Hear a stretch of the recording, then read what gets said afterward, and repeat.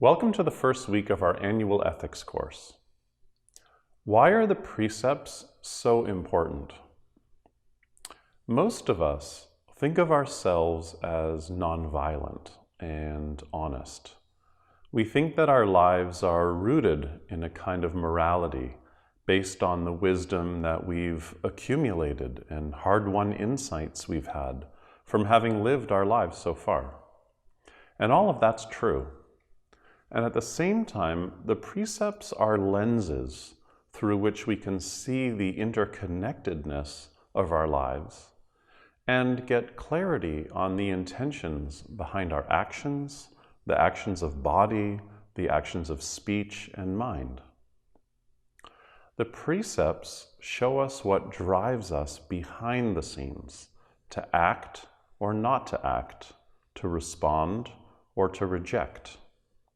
If we drop into the precepts as a practice, our sincerity for practicing with integrity really comes to the surface. It rises up. Spiritual practice can become quite faddish when it's too available. If there isn't sincerity as an intention behind our practice, our intentions can end up being weak.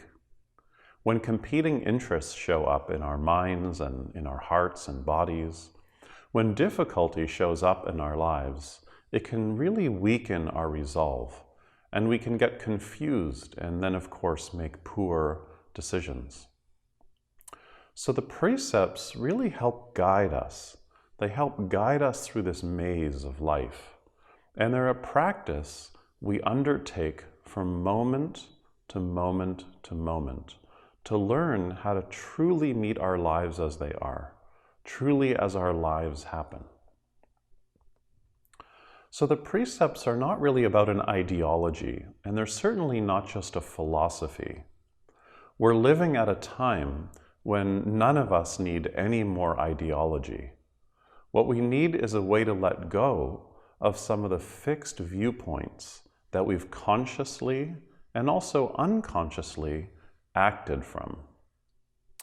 So observing the precepts, taking refuge in these ethical considerations, really working with morality all the time, is not just about abstaining from activity that harms us or maybe harms other people. The precepts are really about cultivating positive mental states, positive intentions, positive actions that bring us into balance and harmony with other creatures, including this creature, including ourselves. We need to be compassionate with ourselves, kinder with others, honest in our dealings, truthful in our communications, responsible to our family and to society, to take on a form of work that benefits the earth, that benefits culture, that benefits other people, and diligent and respectful of people, patient in difficult times, upright and resilient. We need to be able to fall down and get back up, and fall down again and get back up. And this is the process of the precepts. It's the process of love. It's the process of making a vow. We also need rules sometimes, but mostly we need the spirit behind the rules. If the spirit of our spiritual practice is to align ourselves with our true nature, then rules can be understood in a new way. They're not so much top-down or oppressive rules. Rules are suggestions. They're suggestions for action, whether that action is internal or external. So this is about finding out what's the kindest thing in this moment. What will bring us the most benefit? What will bring the most benefit to everybody in this situation? Some people prefer to keep their Buddhist practice separate from political and social issues, and other people are deeply engaged. Yet one thing that binds us together is our commitment to ease suffering for all beings. The Dharma is not an excuse to turn away from the suffering of the world. It's not a sedative. It's not designed to get us comfortably through painful times. It's a powerful teaching, and it frees and strengthens us to work diligently for the liberation of beings from suffering. Facing the reality of this suffering, we need to remember that peacefulness does not mean passivity or detachment. It does not mean non-engagement. So today we need to ask ourselves, what does it mean to be Kuan Yin, the Bodhisattva of compassion in the modern world? What does it mean to be a Bodhisattva citizen, someone who's willing to engage with society to help protect and awaken others? Examining our deepest values as yogis, we discern through wisdom and practice the most skillful ways to live and uphold these values. We can see clearly that there's a lot of work ahead of us, and it's the work of love and wisdom in the face of racism, gender and sexual orientation-based violence, and economic injustice, including xenophobia, war, and environmental degradation. We have to work together to shift the tide toward what will benefit our children, what will benefit the natural world and the future. We know that real change begins with ourselves.